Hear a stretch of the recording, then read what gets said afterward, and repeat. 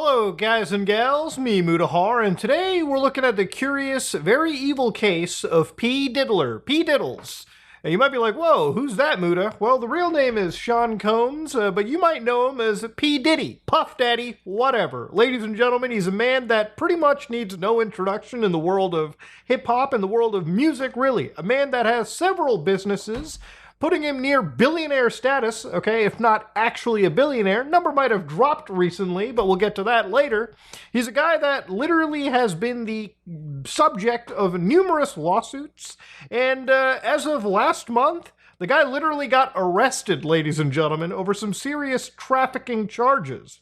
So you might be like, Muda, why do you have interest in this case? Well, A, it's a pretty popular topic, so literally avoiding it is not necessarily a thing. You constantly see it everywhere, and honestly, the parallels that I've seen over here kind of remind me of cases and things that I've looked at in the last couple years on my channel. It's a pretty scary case, and it really shows how people that have the power this guy does absolutely, at times, can abuse it to their advantage like this and seriously cause some actual harm as they go along.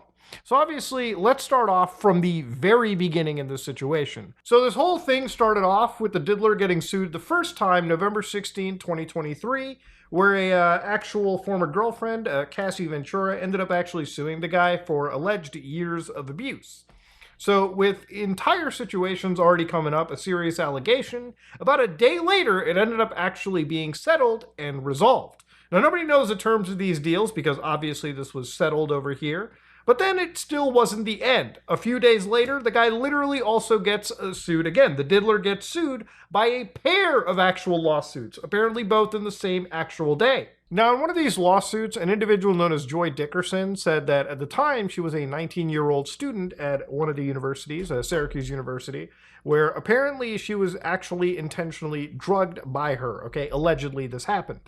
And of course, bad things occurred right after that. And obviously, the other lawsuit, where they were identified as Jane Doe, said that she and her roommate returned to Hall's home with him and Combs after a music industry event in 1990 or 1991, and they were coerced into actually, having sex. So it is insanely a wild situation to witness, right? Like, multiple lawsuits end up coming out. And obviously it's because of this, like, he has to make some statement, and the statement pretty much involved in him going, listen, obviously I, deny every allegation over here, and that's pretty much how things had moved forward. Obviously that's what somebody's going to do in this situation, because admitting any wrongdoing is seriously opening yourself up to getting screwed, not just by this one lawsuit, but maybe possibly other lawsuits down the road. It's what you expect anybody in his situation or in his, wealth class to kind of do. So at this point, Diddler's net worth was basically going up in flames as many of his brands were kind of kicking him out. One of them was Revolt TV, the digital media brand, where they were like, bro, we literally do have to cut ties with this specific individual, right? When it came to, Sean Combs or P. Diddy. So he said that they basically stepped him down from his position as chairman at Revolt. 18 actual companies cut their ties with his actual business venture when it came to e-commerce. And let's not forget the canceled Hulu reality television show, Diddy Plus 7. I don't know if they're going to rebrand it to Diddy Plus 7 Allegations, but, time will tell. So anyways, ladies and gentlemen, at this moment in time, a music producer ended up coming out, one of his music producers. So Little Rod, or Rodney Jones, ended up actually filing what they claim is conspired with Combs in an alleged Rico enterprise, okay? So racketeering, these kind of cases, stuff that you probably hear about when it comes to the actual mob. So what they had said was this involved Universal Music Group, its subsidiary Motown Records, Combs' label Imprint Love Records, UMG Chairman CEO Lucian Grange, former Motown CEO Chairwoman Ethiopia Haptemariam, and of course Combs' chief of staff, Combs' kid. Federal RICO cases, which are based on the Racketeer Influence and Corrupt Organizations Act, traditionally used to target the mafia and drug cartels, are brought to more effectively sweep of members of alleged crime rings. Notably, the ongoing Georgia criminal case against Young Thug. So this is again in reference to an actual, different rapper at the time. There's a lot of RICO enterprises that have kicked in, and you probably heard them in relation to certain rappers, especially when those rappers might actually be involved in real fucking gang activities, right? It's their design to take down a potential suspected criminal organization ring. And it doesn't have to be something out of a movie. It literally can be just a group of people that have conspired together to commit alleged criminal actions. So after all of this stuff is kind of happening, a couple of months later in March, his entire homes in Los Angeles and in Miami ended up actually getting raided, okay? So the feds sent over an entire task force. From what I understand, this was Homeland Security and the Federal Bureau raiding his entire mansions. So you can see right over here in this footage, they've got like all of the trucks ready to go. It literally looks like it's about to be from a fucking Ready or Not mission, you know, where they're raiding like the Diddler's mansion in it. And they're ready to go, raiding the house, grabbing everything that they possibly can, and understanding if this is something. Because after all these allegations are clearly made, it literally got onto the attention of law enforcement agencies, and they clearly jumped in to see if this was actually, you know, a case of human trafficking. Now, when it comes to things like human trafficking, one of the reasons, again, why I wanted to make this video is because for me, this kind of harkens back to two specific cases. One that I looked at several years ago, not several, but a few years ago, and one that literally I looked at about a month and a half ago. So to give you an idea, ladies and gentlemen, when it came to actually understanding this, when law enforcement say human trafficking, to give you an idea based on the actual US government, the DHS, they refer to human trafficking as the use of force, fraud, or coercion to obtain some type of labor or commercial act.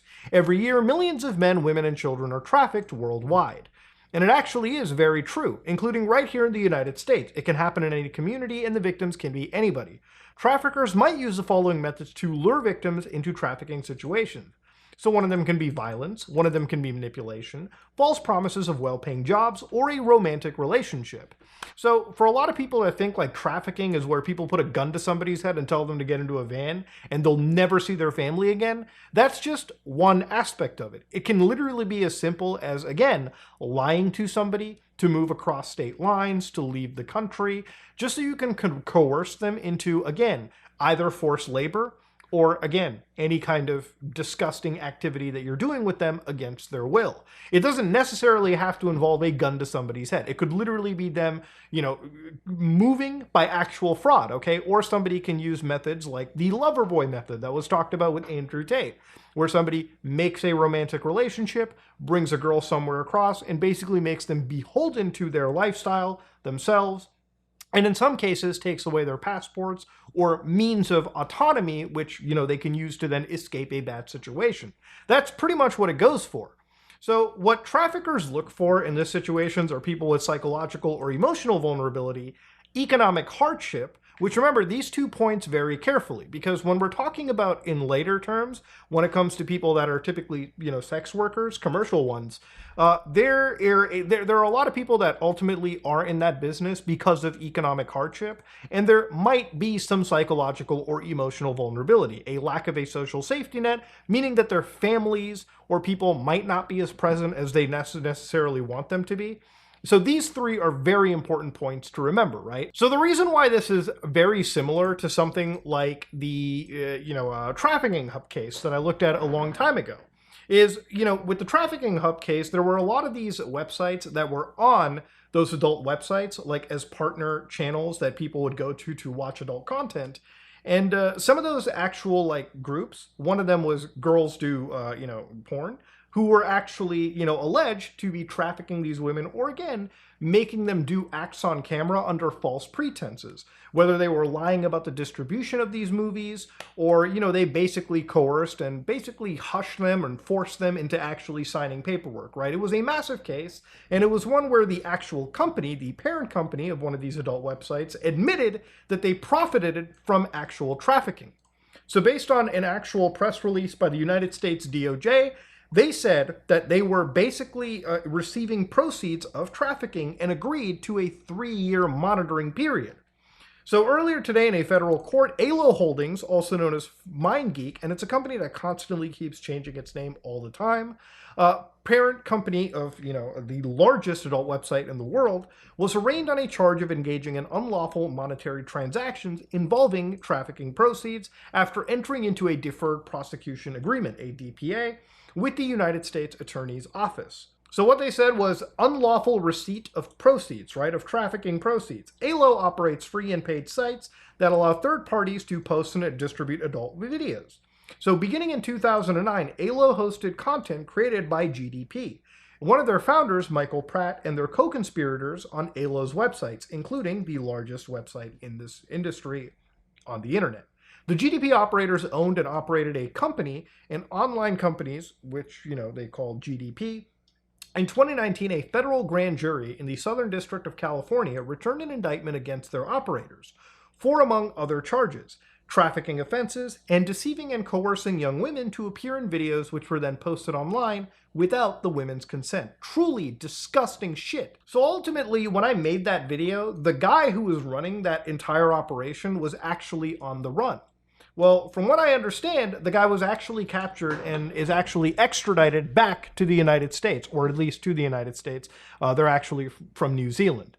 That guy was Michael James Pratt, a man that was on the FBI's most wanted list. And these guys made apparently like $14 million or some shit when it came to this actual business. So a lot of money was made off of the backs of a lot of, women that unfortunately were mistreated and, used for these guys as sick enterprise. So it's not just this case that brings this attention, this diddler attention to my light. Another case we looked at about a month and a half ago was in regards to Pastor Apollo Quiboloy, all the way out in the Philippines. So when it came to Quiboloy's situation, the United States had even alleged that the guy who operated, their organization in the Philippines or even in the United States, they would have, a lot of these young women, these younger individuals, who would basically have to perform night duty things. And you can assume, where these things are kind of going, right? So obviously with situations like this, these people are not coerced with a gun to the back of their head. They are manipulated, whether it be through, again, in that case, religion, or in the case of GDP, it would just be, women who didn't know any better. They were just clearly lied to, and they were, performing under incredibly false pretenses. So these are situations where, again, you got to take the theatrics and the Hollywood stuff out of it, because this stuff happens a lot. And especially among somebody like, the P. Diddy, there's going to be, people with his amount of wealth and his amount of power that can be doing these kind of things left unchecked for years on end. It's kind of similar to situations like Epstein in a way too, where things are just happening. And obviously with the amount of power that these people have, they can afford to keep things hush hush until, of course, it gets to critical mass. It's not necessarily law enforcement that I think that is the complete issue. It's the fact that obviously for them to build a case that these guys can't just buy their way out of is its own severe challenge. Now, obviously, Diddy, in this case, after being raided, he starts posting stupid, vague shit like, "Time tells truth." This has since been deleted. But mind you, I think about a week after, an insane video ended up coming out where apparently the diddler was caught assaulting Cassie Ventura at a hotel. Now, I say allegedly because obviously this video, just for legal sake, this is clearly alleged, okay? I'm not making any serious, full claim. But watching this video was absolutely one of the most disgusting things that I've seen. Now, when I say alleged, all right, I think I might have to walk it back just a little bit because, ladies and gentlemen, I'm going to leave it to, the diddler to explain what was so wrong about that video. So I've only shown you a frame that was censored because obviously it's a pretty hard watch for anybody. Listen to this. It's so difficult to reflect on the darkest times in your life. Sometimes you got to do that. I was fucked up. I hit rock bottom. But I make no excuses. My behavior on that video is inexcusable. I take full responsibility for my actions in that video. I'm disgusted.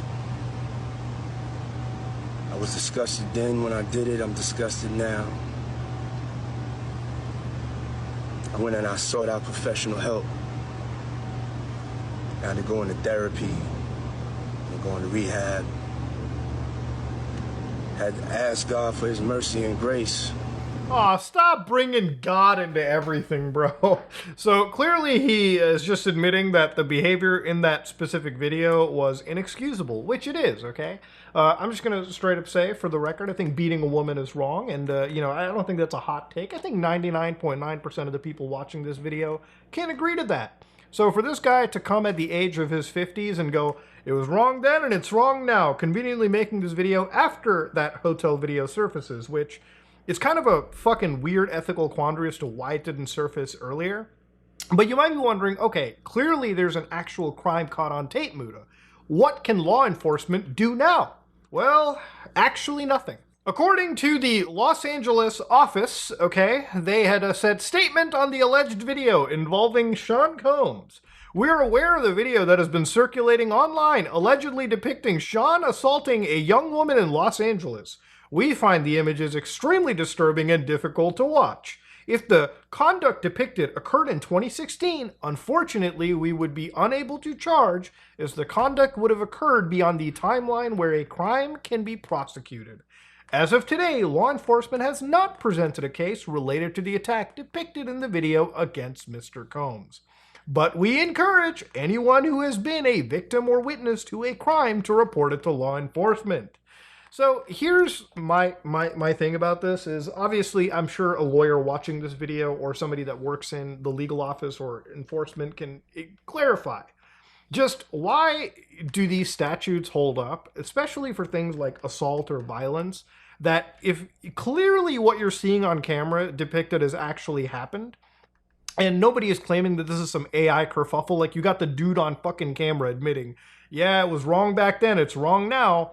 Why can't there actually be some real enforcement? Because again, you know, for a lot of these lawsuits, it's always kind of like a he said, she said situation. But the reason why this video, and I'm making it, is because when you see these kind of clips, when you see these kind of happenings, it is genuine, it shows you that there is something wrong going on. And it's not, you know, it's not the people accusing, it's actually the person being accused. All right, so now that we've discovered that the diddler has like 9 fucking lives apparently, let's talk about some other weird shit that was showing up.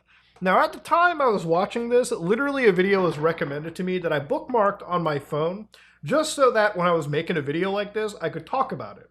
Now this video, that's still up by the way, uploaded November 9, 2009, with 7.7 million views, uploaded by a small little channel known as Justin Bieber, 2 minutes long. You know, basically he posted this video, which I love the iMovie editing. You know that Justin worked on this. You can see old Diddy and Justin hanging out together.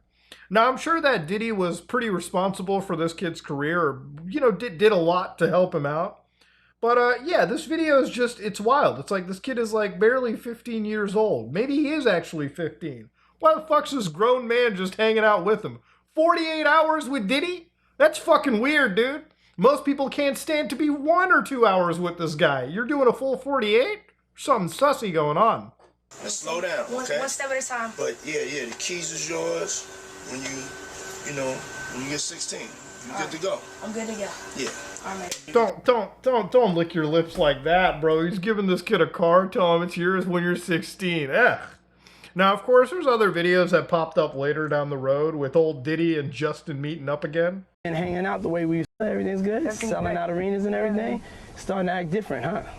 No, you ain't been calling me and hanging out the way we used to hang out. Well, I mean, you try to get in contact with me, you know, through all my, partners and whatnot. Mm-hmm. But you never really got my number, so. Correct. Okay. My number? Yeah. I'm gonna tell you my number. Yeah. It's 555. Now, I'm sure this is some kayfabe stuff on the internet, but, you know, I'm just going to leave it like this, bro. If I was trying to get a 15-year-old's number, there would be a million dudes making a video on me, just absolutely calling me what you think they're going to call me.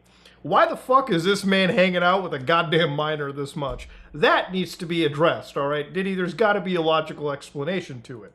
Now, amongst all of this, there's been some wild stuff that's come out with the actual dude's raid. So apparently it came out that there were 784 dildos that were seized from his home. So apparently the FBI raids his house and they found 784 of these penetration devices. So to give an idea about it, ladies and gentlemen, I don't have one dildo in this house, okay? Apparently, Diddy's got 784 of these. Insane shit. But see, it's not just the dildos that's been wilding people out. What about the 1,000 bottles of baby oil? So, federal prosecutors leaked that 1,000 bottles of baby oil and lube were discovered during the raid, okay? So, to give an idea, ladies and gentlemen, I don't know why this dude didn't just buy the 55-gallon drum or something, like just straight up. Why buy all that baby oil? And was this guy the U.S. government, dude? Like, goddamn, you tell him there's oil somewhere, he's already hoarding a crap ton of it? Jesus Christ. Maybe that explains why the feds raided him that quickly. I don't know. I mean, it's got to be some coincidence. Now, I'm going to show you the funniest clip in this miasma of, like, terror, and it comes from Diddy's own lawyer, okay? I've been with him since 8 o'clock this morning, and it's about almost 3 o'clock now. He's just laser focused. He's engaged. He's helpful. He's confident. You know, we're going through our defense as we do every day, and his spirits are relatively good.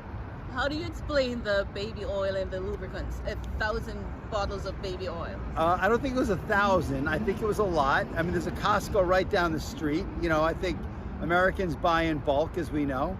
And dude, he's like laughing at it too. He's like, well, it wasn't 1,000. I mean, like 950 bottles. Come on now, we're gonna round that bitch up to $1,000. Get out of here. And Americans, y'all are buying your baby oil and your fucking KY jelly at Costco, right?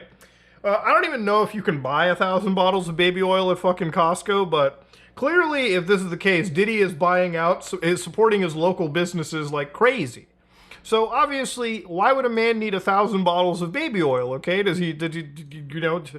what would be the actual reason for it? Well, for that, we're gonna have to look into a released, unsealed indictment by the United States government against Diddy that actually sheds a bit more light on what was going on behind those closed doors. So in this U.S. indictment against U.S. of A versus the Sean Combs, aka Puff Daddy, P. Diddy, PD, Love. This fucking guy, dude. So what they had said was the defendant abused, threatened, and coerced women and others around him to fulfill his desires, protect his reputation, and conceal his conduct. To do so, Combs relied on the employees, resources, and influences of a multifaceted business empire that he led and controlled, creating a criminal enterprise whose members and associates engaged in and attempted to engage in, amongst other crimes, trafficking, forced labor, kidnapping, arson, bribery, and obstruction of justice. So remember that Rico stuff we talked about earlier, right? This is kind of where it's leading to. So when they talk about the physical abuse for it, right, they actually reference the Los Angeles hotel incident where on video they talked about Combs kicking and dragging and throwing a vase at a woman as she was attempting to leave. So the agencies refer to that, obviously. And of course, to talk about the enterprise right here, they said the defendant and others, known and unknown, were members and associate of the criminal organization. So we're going to call it the enterprise like the U.S. government does here. Members and associates of the enterprise engaged in, amongst other activities, trafficking, forced labor, interstate transportation, for purposes of prostitution, coercion, and enticement to engage in prostitution. So literally it could be as simple as, flying hookers in from like Miami to California, right? That's interstate transportation for the purposes of, And when I say freaky, ladies and gentlemen, I'm talking about freak-offs, okay? So they literally identified a freak-off. Freak-offs were elaborate and produced performances that Combs arranged, directed, jerked off during, and often electronically recorded. In arranging those freak-offs, Combs, with the assistance of members and associates of the Combs enterprise, transported and caused to be transported commercial workers across state lines and internationally. Freak-offs occurred regularly, sometimes lasted multiple days, and often involved multiple commercial workers. During freak-offs, Combs distributed a variety of controlled substances to victims, in part to keep the victims obedient and compliant. Sometimes, unbeknownst to the victims, Combs kept videos he filmed of victims engaging with commercial workers. After freak-offs, Combs and the victims typically received IV fluids to recover from the physical exertion and drug use. So, like I said earlier, right, when it came to trafficking victims, those first three, bullet points, there's a lot of people that would really be willing to go through anything just to survive in today's world, financially. And for them, maybe this is the only thing they had. Maybe this is the only way for them to make ends meet.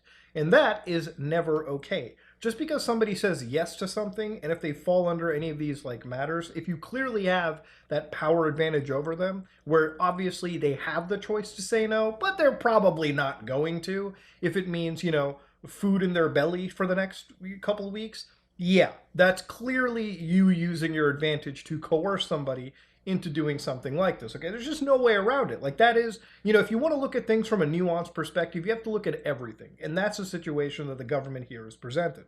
So when they talk about the racketeering conspiracy, they're talking about multiple acts of kidnapping, arson in certain cases, bribery. There's plenty of charges the US government is putting onto him. And to give you an idea, this is an indictment, and according to the United States, you got to remember the charges contained in the indictment are just accusations. So clearly there's a trial that is supposed to happen, and it's something that I'm sure many law channels and people are going to be watching as time goes on. But this isn't the end of anything, okay, ladies and gentlemen, because literally as of like a day ago, what was insane was Diddy, or the Diddler, was accused of misconduct literally a day ago by 120 people. One of those victims alleges that he was apparently 9 years old when that actually had happened. So with all of these crazy allegations still pouring in, and obviously I feel a lot more people are comfortable to come out and discuss what had happened to them, there is a serious investigation that the government has put through. And I'm sure that, you know, P. Diddy is going to find whatever actual defense that he can, whatever he can afford, which is going to be a pretty decent defense. But if the feds have him dead to rights, this guy is looking at basically spending the rest of his actual life in prison. And if he did at least even 10% of what is alleged in these lawsuits and these criminal like indictments, that's still not enough time served for the kind of stuff that you've put people through. So yeah, the Diddler is one of the most evil cases of unchecked celebrity power gone insane like this. You know, when you have enough money like this, clearly, I guess in some cases like this, you just get bored and you start doing crazy, fucked up shit. And eventually that stuff, you can hide for like years on end. But at least in the Diddler's case, when one domino starts falling and the others come soon afterwards, this guy's entire life comes crashing down. And again, you know, if he's really guilty of everything that is being alleged of it, then my God, this should have happened a lot sooner. But ladies and gentlemen, this is the evil case of the Diddler. And, you know, probably not the last time we're ever going to hear of it. Ladies and gentlemen, if you like what you saw, please like, comment, and subscribe. Just like if you dislike it, I am out.